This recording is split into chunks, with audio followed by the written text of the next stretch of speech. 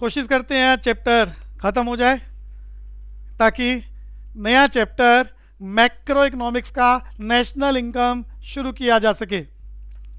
तो जितना अब तक कराया रिवाइज कर रहे हैं, सबको मन में दोहराना है। बहुत अच्छे से तैयारी हो गई है, नोट्स बना लिए होंगे आपने। टेस्ट सीरीज हमारी एमसीक्यू की चल रही है।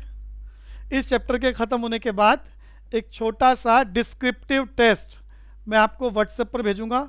आपको ईमानदारी के साथ, समय की बाउंडेशन के साथ जितना आता है करना है। घर पे खुद ही आपको as a teacher, as a student, कोई चीटिंग नहीं। और फिर वो मुझे व्हाट्सएप पर भेजेंगे और फिर हम देखेंगे उसमें क्या कमियां हैं। और आपकी प्रेजेंटेशन स्पीड, उस पेपर को करने के बाद आपको टाइम भी लिखना है कि कितना ड्यूरेशन आपने लगाया उस पेपर को अटेम्प्ट करने में। सो चलाते हैं इस चैप्टर को। फाइनली हमने इस चैप्टर में अब तक जो करा एक बार रिवाइज कर रहे हैं। सभी कोशिश करें, सभी को याद हो चुका है। और जो बच्चों की कंसंट्रेशन कम है, नोट्स बनाएं, बार बार रिवाइज करें। तो पहला एमसीक्यू तैयार करा था, before the advent of British rule Indian economy was prosperous economy, agrarian economy, well known for its handicraft industry. दूसरा एमसीक्यू हमने तैयार करा, the basic purpose of British rule in India was to use Indian economy as a feeder economy for the development of British economy. अगला question 3 to 4 marks, feature of Indian economy during the British rule. हमने features याद करे थे, उसी sequence में मन में दोहराएं और कहीं भूल जाएं तो सामने देख सकते हैं। Stagnant economy, backward economy, agricultural backwardness, industrial backwardness, rampant poverty, poor infrastructure, heavy dependence on import, limited urbanisation, semi feudal economy and colonial economy. सबकी डिटेल स्टडी करी थी हमने। हर बार हम शॉर्टकट में डिस्कस कर रहे हैं ताकि बार बार सुनकर और बार बार मन में रिवाइज कर कर बहुत अच्छे से चैप्टर पक्का हो जाए।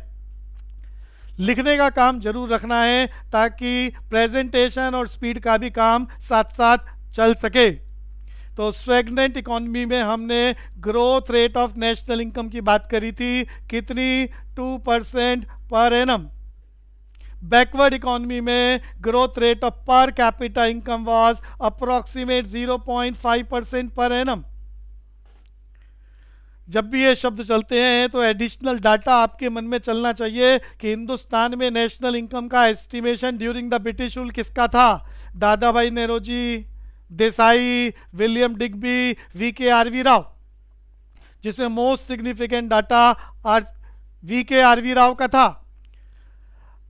एग्रीकल्चरल बैकवर्डनेस में हमने याद करा, लैंड सेटलमेंट सिस्टम इंट्रोड्यूस हो चुका है, ड्रेन ऑफ इंडियाज वेल्थ चल रहा है।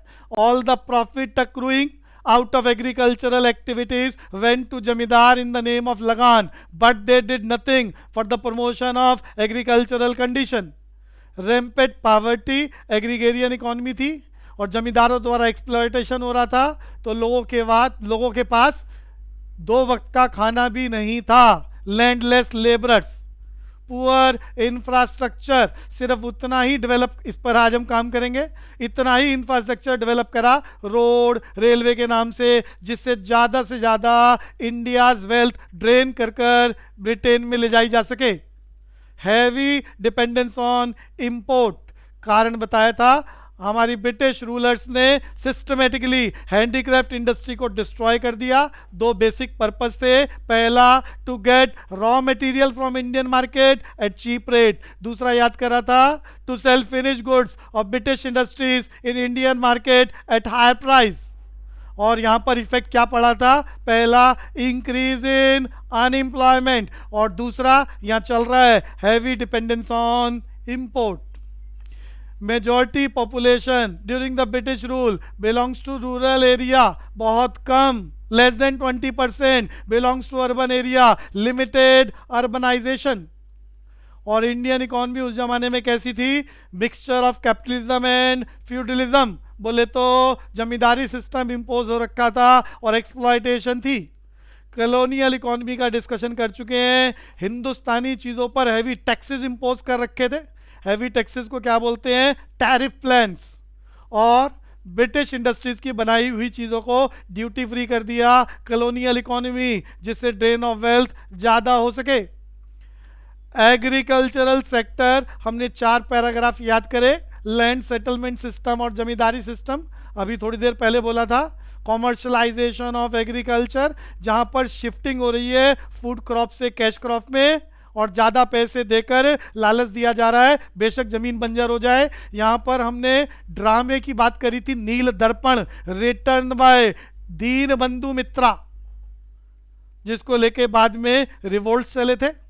तो commercialisation of agriculture, crops were produce for sale in the market rather than for self consumption, and farmers were induced by higher prices for producing cash crop rather than food crop, which could be utilized by the Britishers as a raw material in their British industries. Low level of productivity, यहाँ हमने याद करा था low level of technology, lack of irrigation facilities and negligible use of fertilisers resulted low level of productivity. यहाँ हमने technological upgradation के लिए आने वाले चैप्टर की टर्म डिस्कस करी थी। Green revolution, father of green revolution MS Swaminathan. कब इंट्रोड्यूस हुआ था? मिड 60s में। क्या था green revolution? Increase the production of food crop like rice, wheat etcetera with the using of high yielding variety of seeds. Scarcity of investment, तो poverty बहुत ज़्यादा, लोगों के पास एग्रीकल्चरल कंडीशन को इंप्रूव करने का पैसा नहीं था। India's agriculture was facing scarcity of investment like terrace farming, flood control, drainage etcetera. Effect of British rule in industrial sector, 5 headings तैयार करी थी 3 से 4 नंबर के लिए। डिक्लाइन ऑफ हैंडीक्राफ्ट इंडस्ट्री, अभी थोड़ी देर पहले डिस्कस करा था। 2 कारण, टू गेट रॉ मटेरियल और दूसरा to sell finish goods. Adverse effect भी अभी अभी हमने डिस्कस करा, अनएम्प्लॉयमेंट बढ़ी थी और दूसरी बात इंपोर्ट बढ़ गया था। Lack of capital goods industry, there was hardly any capital goods industry and British rulers did not pay any attention for their promotion. और यहाँ कैपिटल गुड्स इंडस्ट्री को प्रमोट करने के लिए भारत सरकार आज़ादी के बाद क्या इंट्रोड्यूस कर रही है? आईपीआर 1956, जिसमें राउरकेला, दुर्गपुर, भिलाई जैसी जगहों पर स्टील प्लांट लगाए गए, जिससे स्ट्रॉन्ग कैपिटल गुड्स इंडस्ट्री का बेस तैयार हो सका। लो कंट्रीब्यूशन टू जीडीपी बोलो, ग्रॉस डोमेस्टिक प्रोडक्ट बोलो या नेशनल इनकम बोलो। तो हमने यहाँ याद करा था the growth rate of new industrial sector and its contribution to GDP was very less. Limited role of public sector, तो पब्लिक सेक्टर सिर्फ रोड रेलवेज के नाम से उतना डेवलप हुआ जिससे एक्सप्लॉयटेशन मैक्सिमाइज की जा सके। Effect of British rule in foreign trade, अभी अभी मैंने पूछा बट कुछ बच्चे नहीं बोल पा रहे, थोड़ा सा रिवीजन का काम बढ़ाएं। पुरानी क्लासेस रिकॉर्डेड आपके पास दोबारा इसीलिए भेजी जाती है कि आप उसे दोबारा सुन सकें। कुछ बच्चों की समस्या है, तो सिमरन अच्छे से नोट्स बनाओ, और जो नहीं कर रहे उनको भी कह रहा हूँ नोट्स बनाओ, बार बार रिवाइज करो। चैप्टर आज खत्म हो रहा है, तो अब हम अगली क्लासेस में नए चैप्टर पर डिस्कशन करेंगे और इसका एरिया कम पूछेंगे थ्रू द एमसीक्यू। तो foreign trade policy during the British rule में हमने 3 पैराग्राफ याद करे। Composition of trade, direction of trade and drain of India's wealth. Composition में हमने याद करा, अभी डिस्कस भी करा था बच्चों ने, India become the exporter of primary goods और raw material in the name of wool, cotton, silk, indigo, sugar, jute, and importer of finish goods like woollen, cotton, silk clothes etcetera. Direction of trade में हमने याद करा, more than 50% of India's foreign trade was restricted only to Britain and rest was allowed with China, Sri Lanka and Iran. Drain of India's wealth में हमने तैयार करा during the British rule. The value of export was higher than value of import, so there was huge surplus which was utilized by the British government for their self interest, which are as follows. तीनों याद रखने important है. पहला, to make the payment for the expenses incurred by the offices set up by the British government in Britain. Number दो, to meet the expenses on war fought by British government. और तीसरा, to import invisible items.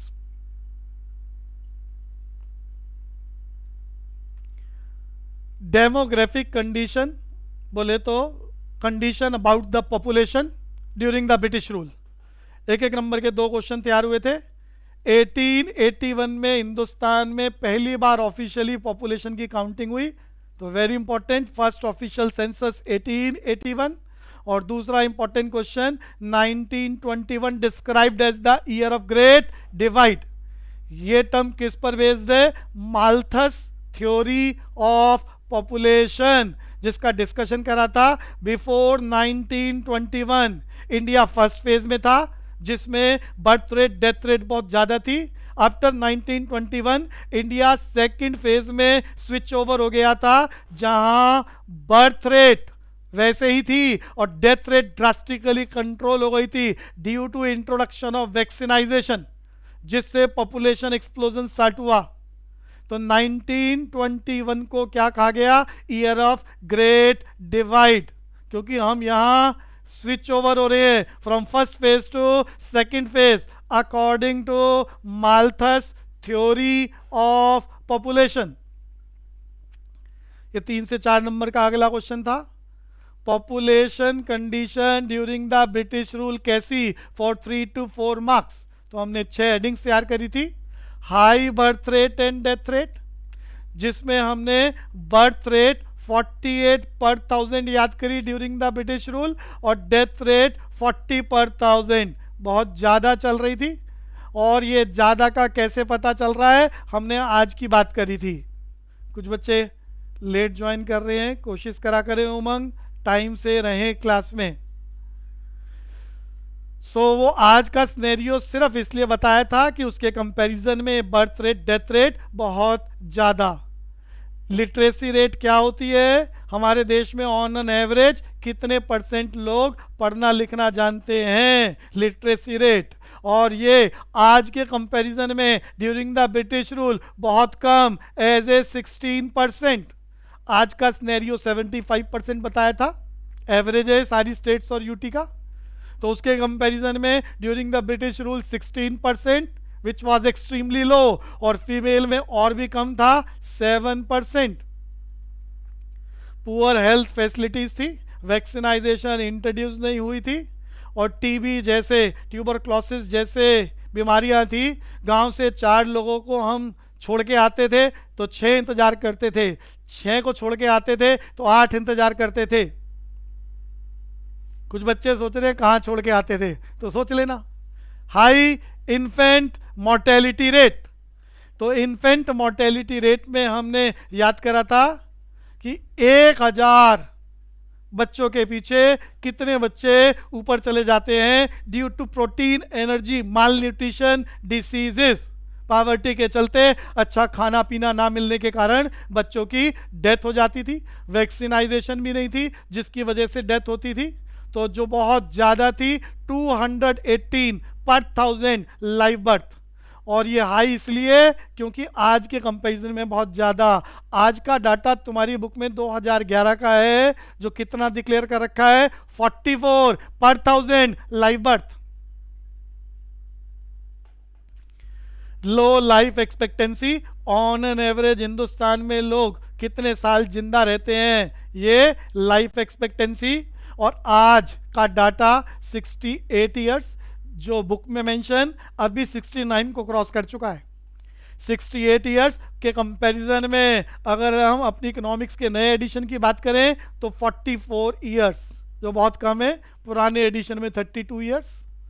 Wide spread poverty, कोई 3 से 4 heading for 3 to 4 marks. Demographic condition during the British rule.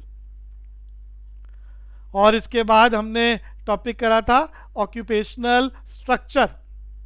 Occupational structure 1 number के लिए meaning याद कर लिया, distribution of working population among the various sectors like primary sector, secondary sector and tertiary sector। दूसरा क्वेश्चन याद करना है, what do you mean by primary sector? तो primary sector belongs to agriculture and its allied activities, Hindi में इसे प्राथमिक क्षेत्र बोलते हैं। Secondary sector belongs to man made material और इंडस्ट्रियल सेक्टर, द्वितीय क्षेत्र हिंदी में।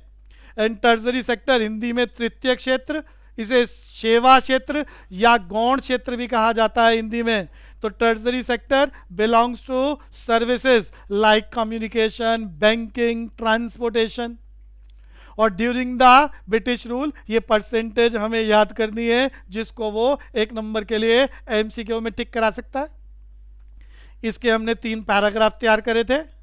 On the eve of independence, approximate 73% working population was engaged in agriculture। दूसरा पैराग्राफ याद करा था हमने, on the eve of independence, only 10% of the working population in India was engaged in secondary sector or man-made material। और तीसरा हमने तैयार करा था, on the eve of independence only 17% working population in India was engaged in टर्जरी sector और service sector. यहां तक हमने करा था। अब इससे आगे पहले एक टेस्ट सीरीज दे रहा हूं, आपकी स्क्रीन पर एमसीक्यू आ रहे हैं। आज 9 एमसीक्यू बनाए हैं, जल्दी करनी है, सबका पार्टिसिपेशन होना चाहिए।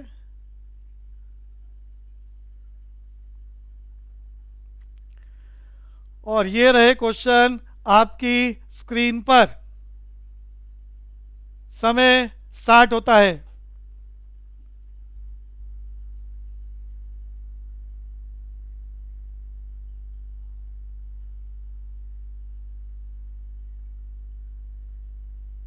Fill in the blanks, 2 option, एक को सेलेक्ट कीजिए, दूसरा क्वेश्चन आएगा।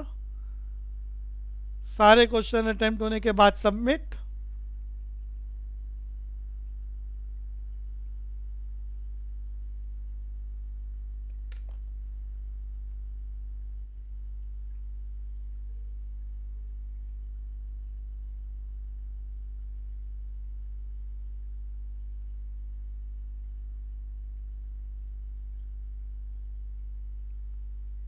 एक बच्चे की स्पीड मार्वलेस, सबमिट हो चुका है, लेस देन 1 मिनट, बहुत बढ़िया। 3 बच्चों का सबमिट हो चुका है, अभी भी 1 मिनट नहीं हुआ है, बहुत बढ़िया। 5 बच्चों का सबमिट हो चुका है, 1 मिनट हो चुका है, बहुत बढ़िया।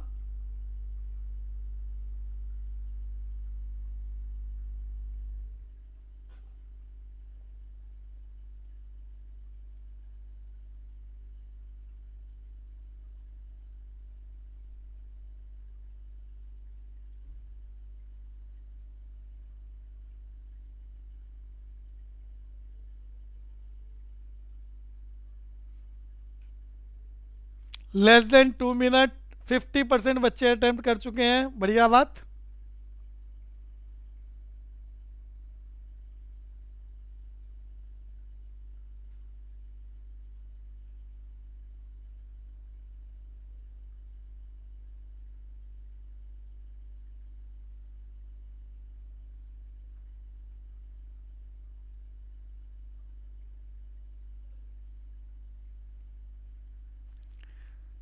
अभी तक पहले क्वेश्चन में किसी भी बच्चे की गलती नहीं है,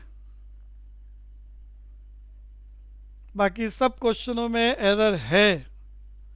जबकि पिछले 10 एपिसोड, 9वां एपिसोड चल रहा है ये, पिछले 9 एपिसोड से हम हर बार रिवाइज करा रहे हैं, हर बार। अगला टॉपिक बाद में, पहले पुराना सब करा जाता है। तो कमियां चल रही हैं बच्चों, बोर्ड की क्लास है, एरर नहीं होना चाहिए। ध्यान से करें, और जिनको दिक्कत है नोट्स बनाएं। एपिसोड आपके पास भेजे जा रहे हैं ताकि दोबारा सुने और याद कर लें।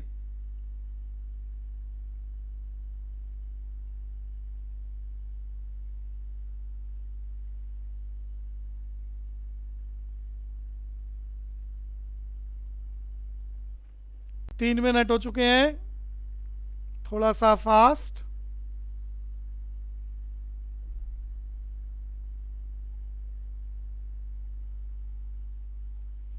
आज थोड़ा पैराग्राफ सुनने का भी काम करना है।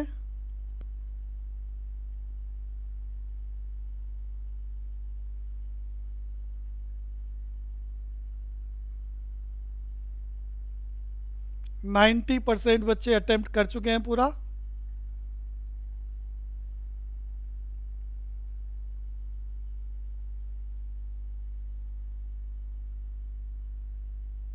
सभी करेंगे।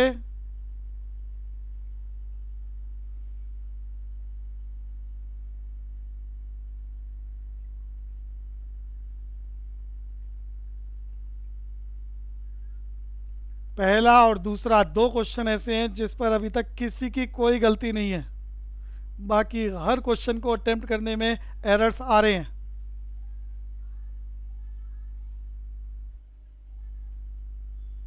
थोड़ा जल्दी करेंगे, सिर्फ 5 स्टूडेंट बचे हैं सबमिट करने से। Only 5 students, fast. 4 मिनट हो चुके हैं।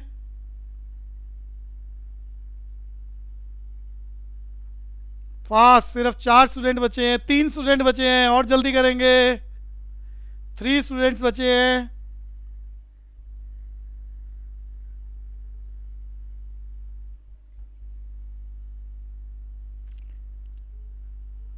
पहले क्वेश्चन में भी एरर आ चुका है,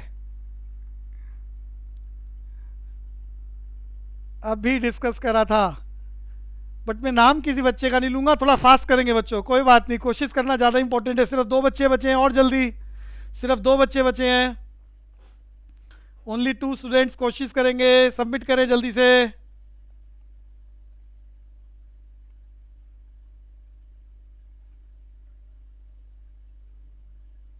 पहले पे भी गलती हो गई, दूसरे क्वेश्चन पे भी गलती हो गई।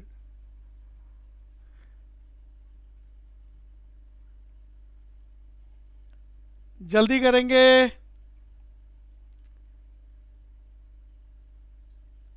दो स्टूडेंट्स बचे हैं अभी भी।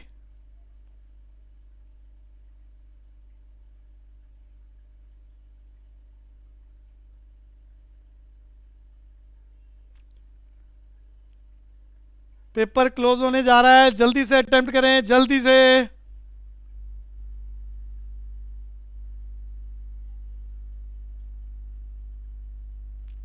और ये समाप्त।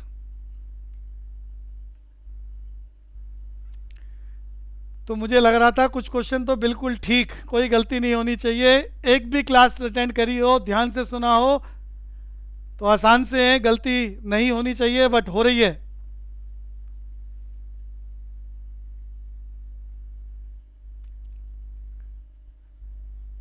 रिजल्ट भी हम लोग आपको आपकी स्क्रीन पर शेयर कर सकते हैं, बट वो कंपैरिजन हो जाएगा कि किस स्टूडेंट ने कितना करा है, तो वो डिस्कस नहीं करना चाहेंगे। तो हर बार की तरह आंसर्स एक बार डिस्कस करते हैं ताकि आपको पता चल जाए कि किसका क्या गलत। अगले क्वेश्चन पर। तो हमारा पिछली बार हमने 10 क्वेश्चन कर रहे थे फिल इन द ब्लैंक्स के, तो आज ये 9, तो 11 से 19 चलाते हैं। तो 11th क्वेश्चन में हमने पढ़ा described as the year of great divide. आज भी मैं बात बोल चुका हूँ, बहुत डिटेल में एक्सप्लेन करा, हर क्लास में चल रहा है, पहली क्लास से ही खेल है। 1921 described as the year of great divide. 1921 से पहले इंडिया फर्स्ट फेज में, 1921 के बाद इंडिया सेकंड फेज में। कौन सा first phase second phase? Malthus theory of population का, और जिसकी चर्चा कर रखी है हम लोगों ने बहुत बार। तो यहां पर भी मिस्टेक हो रही है, का मतलब ध्यान से नहीं सुना जा रहा, बोर्ड की क्लास है।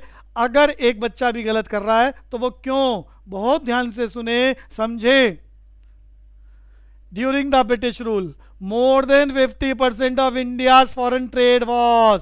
अभी आज ही हमने दो बार, एक बार युवराज ने बढ़िया सा बोला और उसके बाद फिर हमने दोबारा भी डिस्कस करा, तो 50% of India's foreign trade was restricted only to Britain. और फिर भी गलत हो रहा है, तो एरर नहीं आना चाहिए, आसान है, सिर्फ सुनने मात्र से ही क्वेश्चन टिक हो सकते हैं। अगला question, on the eve of independence the overall literacy rate was about, ये ज़्यादा बच्चों का गलत था, आज भी डिस्कस करा है। तो आजकल हमारा लिटरेसी रेट कितना चल रहा है, 75%। उसके कंपैरिजन में ड्यूरिंग द ब्रिटिश रूल क्या अभी अभी याद कराया, एक्सट्रीमली लो लिटरेसी रेट, कितना, 16%। कुछ बच्चे अभी भी 20% टिक कर रहे हैं और हर क्लास में चल रहा है। One of the adverse effect of decline of handicraft industry, आज भी मैंने कहा था एडवर्स इफेक्ट क्या रहा डिक्लाइन ऑफ हैंडीक्राफ्ट इंडस्ट्री का। नंबर 1 इंक्रीज इन अनएम्प्लॉयमेंट, दूसरा याद करा था हमने इंपोर्ट ऑफ फिनिश्ड गुड्स, तो इस पर भी एरर आ रहा है। और हम bound to purchase from the Britishers क्यों हो गए थे, हैंडीक्राफ्ट इंडस्ट्री यानी हमारे देश के फिनिश गुड्स बर्बाद कर दिए गए थे due to imposition of heavy taxes. The foundation of British empire in India was laid by battle of Plassey, इसकी चर्चा मैं बहुत बार कर चुका हूं। कुछ बच्चों को कंफ्यूजन, उन्होंने अभी भी 1857 टिक कर दिया, ये गलत है। 1857 मैंने आपको हिस्टोरिकल हैपनिंग बताई, इसे कहा जाता है हिंदुस्तान के लिए फर्स्ट वॉर ऑफ इंडिपेंडेंस। मैंने यहाँ स्टोरी सुनाई थी, अंग्रेजों ने इसे एक विद्रोह, म्यूटनी का नाम दिया और हम लोगों ने इसे आज़ादी की पहली लड़ाई बोली थी। और यहाँ लड़ाई लड़ने वाले हिंदुस्तानियों के कारण अलग अलग थे, जिसके चलते ये लड़ाई जल्दी ही सप्रेस्ड कर दी गई बाय द ब्रिटिश गवर्नमेंट। राजाओं के कारण अलग थे, उनके राइट छीन लिए गए थे, इसलिए वो नाराज थे ब्रिटिशर से। फ्यूडलिज्म में जमींदारी सिस्टम इंट्रोड्यूस कर दिया था, जिससे किसान नाराज हो गए थे। इसके अलावा जो ब्रिटिशर्स की आर्मी में हिंदुस्तानी थे वो नाराज हो गए थे, उसका कारण मैंने बताया था। नई राइफल आई थी जिसका नाम था इनफील्ड राइफल उस जमाने में, जिसमें कारतूस में बुलेट भरनी होती थी, तो वो बुलेट का खोल कैसा होता था, गाय और सुअर की चर्बी का, और उसे मुंह से खोलना होता था। और हिंदू और मुस्लिम धर्म के खिलाफ है गाय या सुअर, तो जिसके चलते उन्होंने बगावत कर दी थी। मेरठ से दिल्ली, क्लास में होते तो थोड़ा सा बढ़िया हिस्टोरिकल हैपनिंग का डिस्कशन करता, तो दिल्ली चलो का नारा लगाया था और उन्होंने दिल्ली पर जाकर लाल किले पे कब्जा कर लिया। बख्त खान सेनापति था और यहाँ पर आखिरी मुगल एम्पायर को राजा बनाकर गद्दी पे बिठा दिया। तो आगे चलते हैं जी, ये 1857 था। और इसके बाद, इस लड़ाई के बाद ईस्ट इंडिया कंपनी ने ये बागडोर पूरे हिंदुस्तान की किसको हैंडओवर कर दी थी, किंगडम को। और फिर ब्रिटिश हुकूमत ने कंट्रोल करा 1857 से 1947 तक। और पहली बार ईस्ट इंडिया कंपनी ने अटैक कब करा था, 1757 बैटल ऑफ प्लासी, मैंने उसके बाद भी बताया था। फिर अगला अटैक कब हुआ था, 1764 बैटल ऑफ बक्सर। और फिर फाइनली 1772 में कब्जा कर लिया बंगाल पर। उस जमाने का बंगाल आज का बांग्लादेश, आज का वेस्ट बंगाल, आज का बिहार, आज का उड़ीसा, तो इतना बड़ा एरिया एक साथ 1772 में डुअल सिस्टम। फिजिकली जब ऑफलाइन क्लासेस हमारी चलेंगी तो बताऊंगा ये डुअल सिस्टम क्या था। और 1757 में लड़ाई जीतने के बाद भी बंगाल के नवाब सिराजुद्दौला को वापस गद्दी में क्यों बिठाया गया, तो अभी समय की लिमिटेशन, तो टॉपिक से रिलेटेड ही चर्चा पर वापस आते हैं। तो ड्यूरिंग द, तो ये ऊपर आंसर क्या रहा, 1757 से ब्रिटिशर्स आए थे और कब तक, 1947। एक और बात याद आ रही है तो डिस्कस कर रहा हूं। तो मुगल एम्पायर का आखिरी राजा जिसे बख्त खान ने दिल्ली चलो का नारा लगाते हुए दिल्ली पर कब्जा करा, लाल किले पर बिठाया था? बहादुर शाह जफर, आखिरी मुगल एम्पायर। तो वापस चलते हैं क्वेश्चन नंबर 16, यानी आपके लिए 6 question. During the British rule India become an, आज भी आपने तैयार करा था, exporter of primary goods and importer of finish goods. तो आंसर एक्सपोर्टर इंपोर्टर।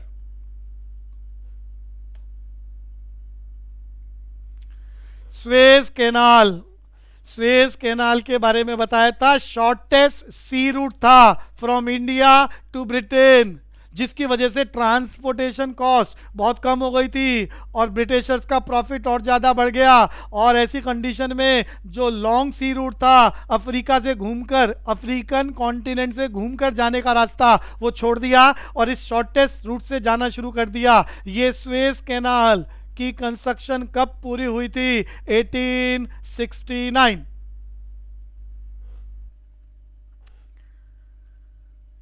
अगले क्वेश्चन पर चल रहे हैं। Sector accounting for the largest share of workforce during the British rule. तो बताया था हिंदुस्तान की पॉपुलेशन प्राइमरी सेक्टर में कितनी, आपने याद करा 73%। सेकेंडरी सेक्टर में कितनी, आपने याद करा 10%, एमसीक्यू में परसेंटेज पूछ सकता है। और टर्सरी सेक्टर में आपने याद करा 17% ड्यूरिंग द ब्रिटिश रूल। तो सबसे ज्यादा पॉपुलेशन किस सेक्टर में थी? एग्रीकल्चर सेक्टर में। कितने परसेंट थी? अप्रोक्सीमेट आपने याद कर लिया 73%। इंडस्ट्रियल सेक्टर में कितनी वर्कफोर्स लगी हुई थी? अप्रोक्सीमेट 10%, राउंड ऑफ करके याद कर सकते हैं। और सर्विस सेक्टर में 17%। और अंतिम क्वेश्चन की चर्चा, कौन सी इंडस्ट्री में ब्रिटिश रूल में सबसे ज्यादा नुकसान हुआ? Handicraft industry. और पार्टीशन के वक्त किस पर नुकसान हुआ? Jute industry. तो टॉपिक को आगे बढ़ाते हैं। Infrastructure,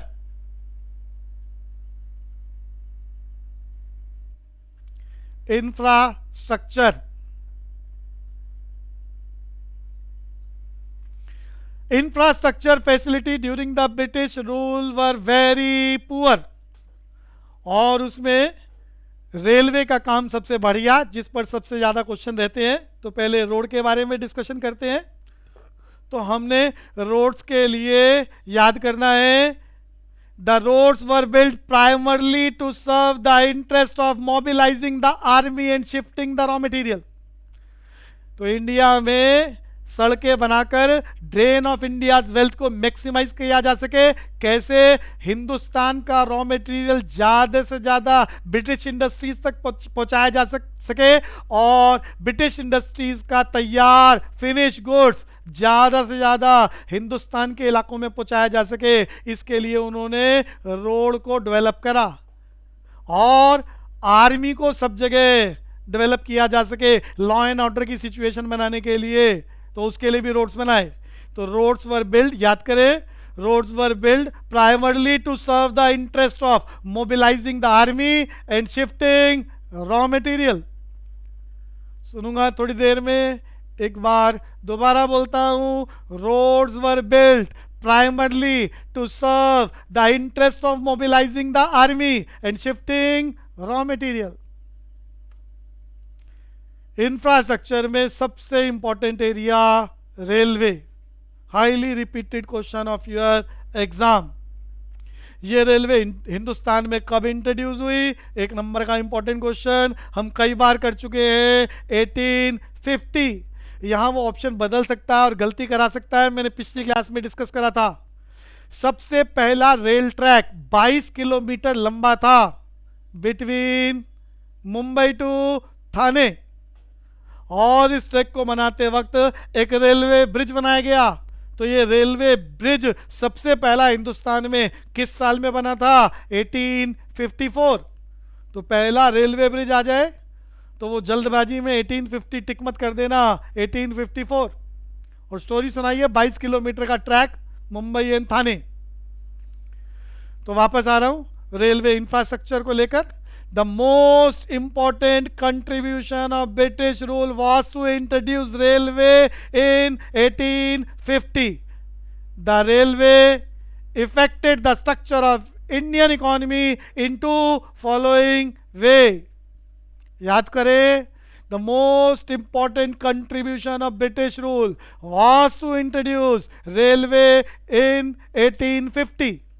The railway affected the structure of Indian economy into following way. Number 1, railway enabled people to undertake long distance travel. उस जमाने में लोग पैदल यात्राएं करते थे, अमीर लोग घोड़ों पर चलते थे, महीनों की यात्राएं होती थी, तो ट्रेन से महीनों का सफर दिनों में बदल गया, दिनों का सफर आवर्स में कन्वर्ट हो गया और बहुत कंफर्टेबल हो गया लॉन्ग डिस्टेंस को ट्रेवल करना।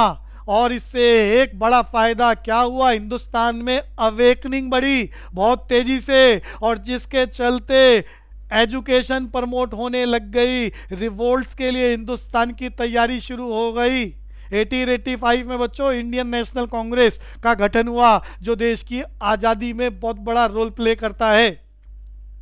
तो ये सब इंफ्रास्ट्रक्चर डेवलपमेंट के बाद शुरू हुआ। यहाँ हमने एजुकेशन सिस्टम की भी चर्चा करी थी पिछली क्लास में। तो एजुकेशन सिस्टम जिस अंग्रेज की वजह से आया हिंदुस्तान में, अंग्रेज का नाम मैकॉलियन एजुकेशन सिस्टम आज भी चल रहा है।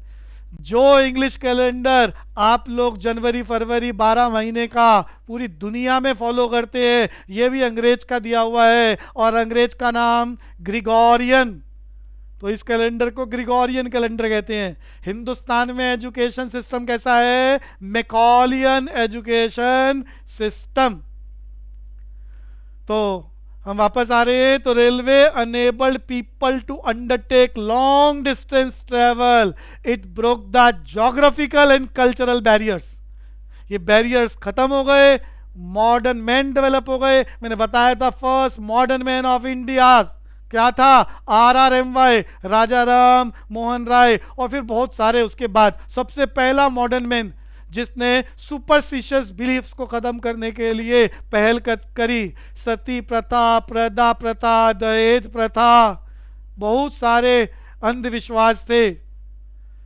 आदमी के मरने के बाद महिला को जिंदा जला दिया जाता था, तो बहुत सारे ड्रॉबैक्स थे। तो इंडियाज अवेकनिंग स्टार्ट हो गई थ्रू द एजुकेशन। रेलवे ने डिस्टेंस, लॉन्ग डिस्टेंस का सिस्टम खत्म कर दिया, broke the geographical and cultural barriers to promote the, ये जितने भी एग्जांपल दिए, इससे क्या प्रमोट हो रहा है, सोशल इंफ्रास्ट्रक्चर डेवलप हो रहा है कंट्री का, सुपरस्टिशियस बिलीफ्स खत्म हो रहे हैं। फिर इन इंडियंस की वजह से अंग्रेजों ने कानून बनाने शुरू कर दिए थे सती प्रथा, दहेज प्रथा, डाउरी सिस्टम के खिलाफ।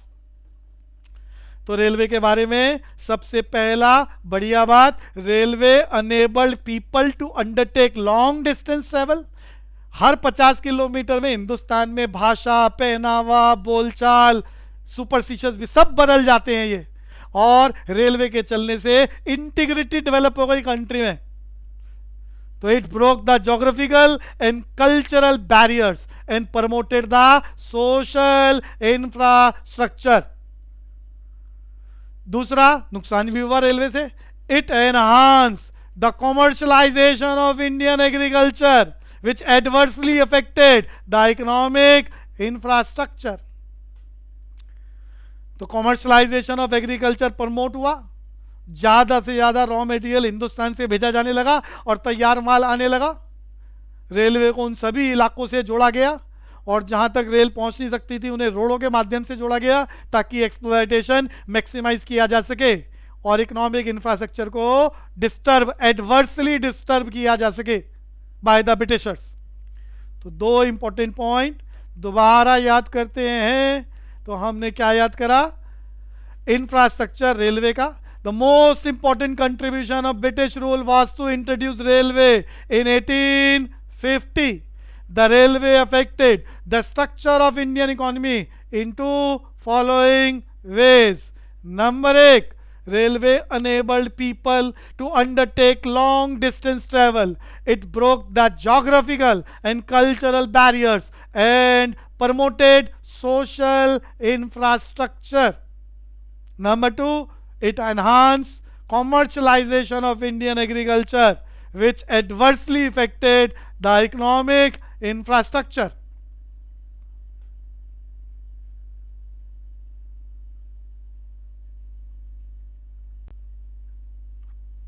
थोड़ा सुनने का काम करेंगे अब.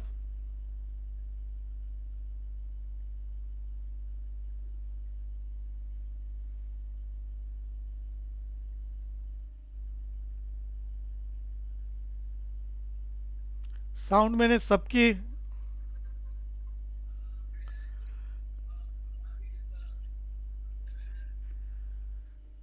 मैं एक एक करके ही बच्चे की साउंड अनम्यूट करूंगा और वही जवाब देगा. तो क्वेश्चन अनन्या से पूछते हैं, साउंड अनम्यूट कर दी है. एग्रीकल्चर सेक्टर चारों हेडिंग एक्सप्लेन करनी है, बाकी सब मन में रिवाइज करें.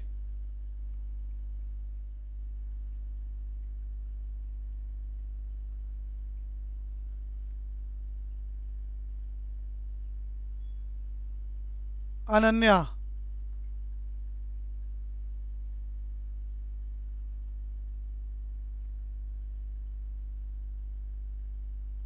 अनन्या साउंड अनम्यूट कर लो अपनी.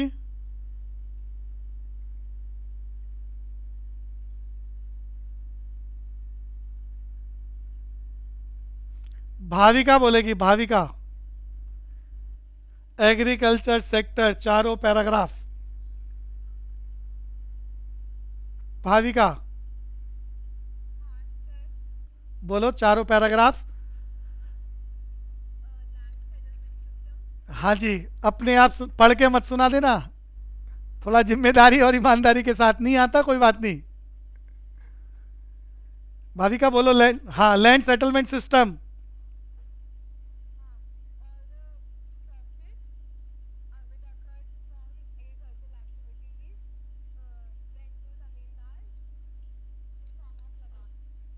But they did nothing for the promotion of agricultural condition. Number two. Number, हाँ, बच्चे सीक्वेंस नहीं बदलेंगे, कॉन्फिडेंस होना चाहिए. दूसरा बोले कॉमर्शलाइजेशन ऑफ एग्रीकल्चर. ध्यान से.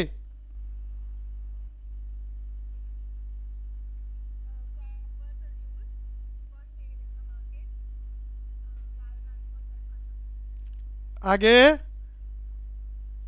Farmers were induced by higher price rather than food crop which could be utilized by the Britishers as a raw material in their British industry. तीसरा पैराग्राफ.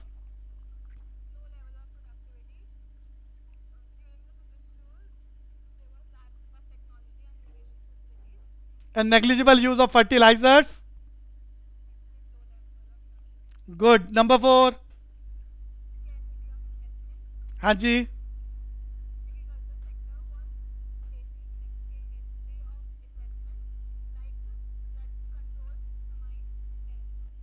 गुड, बहुत बढ़िया. चैतन्य देव, चैतन्य देव industrial sector explain करेगा. सिर्फ headings बता दो चैतन्य.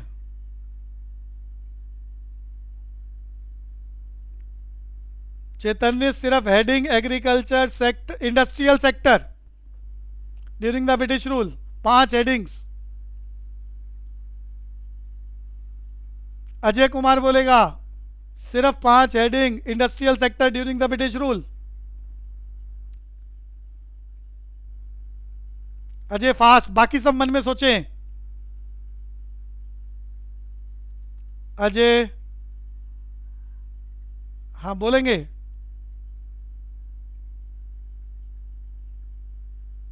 अंशिका बोलेगी. अंशिका,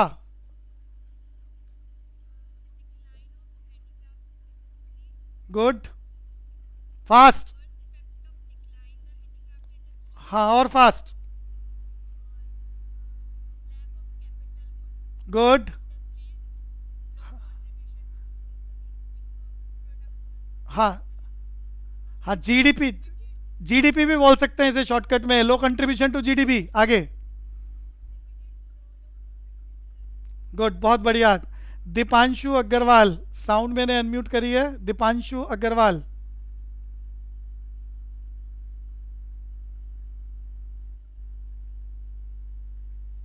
दीपांशु नहीं सुन पा रहा। हर्ष जिंदल। हाँ, दीपांशु अग्रवाल। हाँ, इंडस्ट्रियल सेक्टर मुझे एक्सप्लेन करना है, पहला पैराग्राफ जल्दी से। Decline of handicraft industry.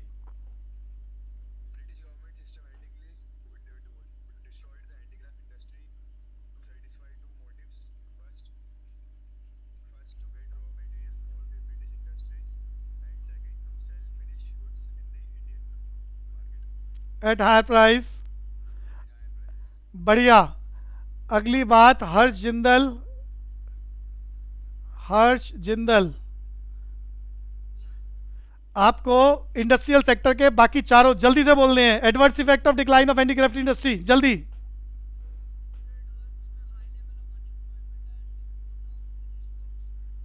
अगला, lack of capital goods industry.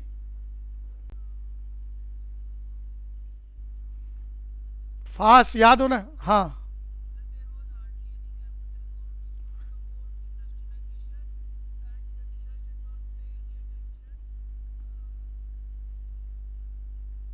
For the promotion of capital goods. अगला, अगला।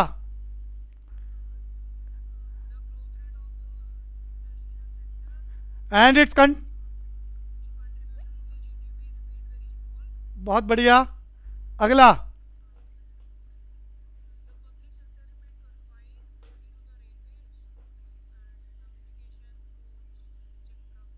गुड। तो बच्चों बढ़िया चल रहा है, कोशिश करो सबका अच्छे से याद हो। और ये चैप्टर का थोड़ा सा डिस्कशन मुझे अगली क्लास में करना है। चैप्टर को पैकअप करेंगे। थोड़ा इंफ्रास्ट्रक्चर का काम भी बचा है। एक और इसका टेस्ट बनाते हैं एमसीक्यू का। और अगली क्लास में पैराग्राफ में एक्सप्लेन करवाना चाहूँगा, तो कोशिश करें सब याद करें। आपका टेस्ट लिसनिंग बेस्ड रहेगा अगली क्लास में। और इस चैप्टर को अगली क्लास में पैकअप करते हैं और उसके बाद शुरू करेंगे नेशनल इनकम। बच्चों बहुत सारे बच्चों की फ़ीस सबमिट हो चुकी है, बहुत सारे बच्चों की नहीं हुई है। तो लॉकडाउन में आपके लिए ऑलरेडी कंसेशन के साथ अनाउंसमेंट करी हुई है। तो लेट पेमेंट होने पर हमारा शेड्यूल सबको मालूम है, 1000 रुपीज़ पर मंथ का स्नैरियो है। तो कोशिश करें जिनकी फ़ीस पेंडिंग है वो सबमिट कराएं। मैसेज आपको भेजा जा चुका है और उसका रिसिप्ट भी व्हाट्सएप पर शेयर करें। तो आज के लिए इतना ही, अगली क्लास में मिलेंगे। इस चैप्टर को फाइनली क्लोज करने के लिए अगली क्लास का शेड्यूल शुरू हो गया है। अभी के लिए इतना बहुत। जय हिंद।